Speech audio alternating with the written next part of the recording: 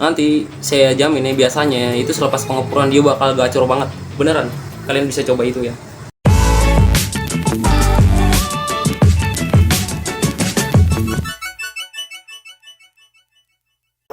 Oke teman-teman, kita balik lagi. Sekarang ini untuk proses perawatan burung ya teman-teman. Ini tipsnya ya, tips perawatan burung yang masih bahan ya. Jadi awal-awal mula itu kalian misalkan baru beli nih. Ini lanjutan dari yang sebelumnya teman-teman. Video yang sebelumnya ya. Kalian udah beli nih burung bahannya nih. Kalian sampai di rumah, itu masukin kandang yang enggak terlalu besar teman-teman, dan pas saya, dan juga nggak terlalu kecil juga nggak apa-apa sih sebenarnya. Dibanding kegedean itu bahaya banget, karena burung bahan kalau kita pakai kandang gede itu resikonya itu kecapean teman-teman, dan itu bisa mati ya. Jadi kita pakai kandang yang pas saja biar dia nyaman. Kalau kekecilan juga nggak apa-apa, yang penting jangan kebesaran ya. Jadi nanti burungnya bisa capek ya, loncat sana sini, itu ngabisin energi saat proses pengapuran, dan itu bisa bahaya banget teman-teman. Oke, jadi sampai rumah itu misalkan siang ya, itu bisa kalian langsung pakai cepuk yang sedang ya teman-teman ya. Kasih pur halus teman-teman, itu saya pakai leopard kuning ya, halus ya. Dan untuk EF-nya saya pakai itu rutin, itu ulat kandang, itu cepat banget ke purnya, karena ulat kandang itu ngambek teman-teman. Jadi dia acak-acakan dan dia makan pur, jadi purnya itu ke bawah walaupun dia nggak makan purnya. Selama dia makan ulat kandang itu makan pur ya teman-teman. Jadi tetap aja tuh purnya bakal masuk gitu. Nanti dengan rasa-rasa ulat kandangnya itu yang berbau pur, dia bakal sendirinya, ulat kandangnya habis, dia bakal nekat itu makan pur. Kita tinggal agak-agak lama gitu. Nah, airnya itu wajib banget teman-teman. Kalian kasih Super N 5 tetes teman-teman. Oke, ini dia teman-teman. Jadi ini cepuknya nih, misalkan saya setiap pakai itu cepuk yang kayak gini teman-teman. Ini nomor 2 ya. Kalian kasih pur segini aja teman-teman, gak usah penuh-penuh. Segini setengahnya nih. Kalian kasih setengah sendok ulat kandang, atau 1 sendok makan ya ulat kandang ya. Kalian kasih itu nggak apa-apa ya teman-teman. Jadi kalian perlakuin itu, karena hari pertama kalian perlakuin itu istimewa ya teman-teman. Nah, udah gitu air minumnya teman-teman, kalian kasih sesuai pembatasnya ya. Itu sebanyak 5 tetes teman-teman selama 7 hari. Biar apa itu? Biar aman teman-teman. Super N itu vitamin juga, obat juga ya. Jadi biar kondisinya itu aman selama proses pengapuran ya teman-teman. Dan ulat kandangnya itu kalian bisa kasih pagi, siang, sore. Kalau saya sih gitu ya, karena kalau saya misalkan burungnya bagus, saya sayangin ya. Jadi saya jor nggak apa-apa, dia bakal tetap makan pur teman-teman, beneran. Jadi kalian kasih pagi 1 sendok makan, siangnya itu setengah sendok makan, dan sorenya 1 sendok makan. Jadi yang siangnya itu setengah ya teman-teman. Jangan satu-satu semua sih. Cuman nggak apa-apa, itu masing-masing ya dari kalian ya. Kalau misalkan kalau orang biar cepat gitu proses ini, jadi kayak semacam terapi lapar aja, jadi di pagi sama sore aja. Kalau saya sih, karena burung yang saya ambil itu burung bahan yang bagus ya, yang prospek ya, jadi kalau saya, wah daripada dia mati mendingan gue rugi di sedikit gitu. Nah, untuk mandian itu jangan pernah dimandiin dulu teman-teman selama proses pengapuran ya. Boleh juga kalau dimandiin itu kalau burung-burung yang gede ya, misalkan kayak burung poksai gitu, burung poksai atau burung cak hijau gitu. Saya sih ngalamin berkali-kali itu aman-aman aja. Poksai lebih aman lagi, malah suka mereka dimandiin gitu. SRDC itu bahaya teman-teman. Dan ada juga yang bisa, saya ngalamin ya. Jadi ada yang nggak bisa, ada yang bisa.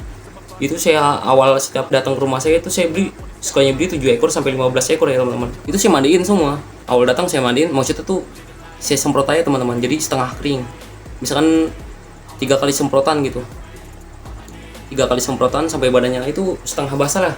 Jadi atasnya doang, bawahnya jangan teman-teman. Jadi disemprot bagian atasnya aja. Cuman kalau lebih baik jangan, karena itu terlalu berisiko kalau kalian masih baru-baru banget ya. Jadi masuk dunia kicau mania, takutnya kalian bakal rugi teman-teman. Jadi mandi jangan ya sampai proses pengapuran. Nanti kalau udah makan pur, kalian bisa mandiin itu, lihat referensinya dari YouTuber lain ya, YouTuber kicau mania lain, atau nanti bakal saya buat ya cara pemandian burung gimana ya. Dan yang selanjutnya misalkan hari kedua teman-teman, atau hari pertama nggak apa-apa, kalian tetap pancing pakai suara yang di kios itu nyaut teman-teman.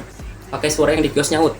Jadi burung baru nyampe itu jangan langsung didiemin aja, jadi kayak semacam biarin ntar dia juga bunyi lagi kayak di kios. Enggak gitu teman-teman. Jadi kalian pancing pakai suara yang tadi di kios itu bunyi, dia bakal rajin bunyi nanti ya teman-teman, walaupun kalian nggak pancing. Cuman kalau kalian nggak pancing, dia bakal males bunyinya teman-teman. Jadi kayak lu beda nih, lu bukan yang tadi nih, bukan yang di gua nih yang di kios gitu. Anggapnya gitu lah ya teman-teman, karena dia kan dibungkus, dia pancingnya pakai MP3 yang sama yang tadi itu, yang judulnya juga sama ya, videonya sama, jadi bukan video yang lain ya.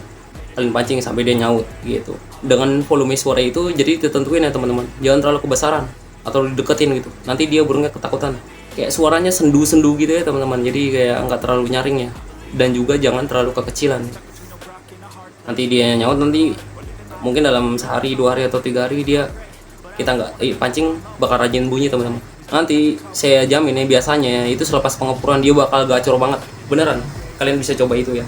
Dan yang selanjutnya itu untuk penjinakan ya, itu bisa kalian lakuin nih. Jadi selama proses pengepuran itu, kalau saya pribadi itu saya nggak pernah kerodong teman-teman selama 24 jam beneran. Maksudnya nggak pernah kerodong total ya, karena di atas saya kan lampu nih. Jadi saya halangin dari lampunya aja, yang misalkan lampu di depan nih, kerodong yang bagian sini saya tutup biar lampunya nggak langsung kena matanya gitu, karena itu bakal berisiko banget ya kena katarak kayak burungnya. Dan dia juga nggak bakal bisa tidur teman-teman. Cuman kalau dia kita ablak, misalkan kondisi cahayanya redup dan dia ngeliat kita dalam waktu mau tidur atau bangun tidur, dia ngeliat kita terus ya misalkan, dia bakal cepet banget jinak, wah ini tuan gua gitu. Tuan ya maksudnya majikan gitu. Jadi kalian bisa lakuin itu ya. Kalau saya pribadi itu berpuluh-puluh burung gitu, menurut saya itu bener-bener ampuh banget teman-teman, nggak ada yang gagal, semua pasti berhasil kalau pakai cara itu buat penjinakan tanpa harus mandi-mandi sampai dicelom-celomin airnya burungnya ya kan ke air. Nah, jadi itu malah menyiksa teman-teman, burungnya malah takut. Saya pernah nyoba itu aduh apa ya, blown banget saya gitu. Saya nggak pernah, jadi saya mau tidur dia tuh burung lihat saya, ntar saya tidur dia baru tidur teman-teman. Jadi saya bangun dia juga udah bangun duluan malah gitu ya kan. Dan itu untuk proses pengembunan, jadi kalian jangan lakuin dulu ya teman-teman. Mungkin dalam waktu 4 atau 5 hari aja teman-teman, kalian baru bisa embunin itu, atau bisa embunin setelah dia pur total. Kalau dia belum pur total atau baru-baru sampai di rumah sehari 2 hari, jangan dulu teman-teman, karena embun itu dingin ya teman-teman. Itu bakal berisiko burungnya bakal ngembung teman-teman, dan bisa end ya. Jadi kalian bisa jaga-jaga dengan kalian itu merawat ya. Oke, mungkin itu aja ya teman-teman ya. Topik selanjutnya kalian bisa pertanyakan sesuatu di komen di bawah ini ya. Oke, bye.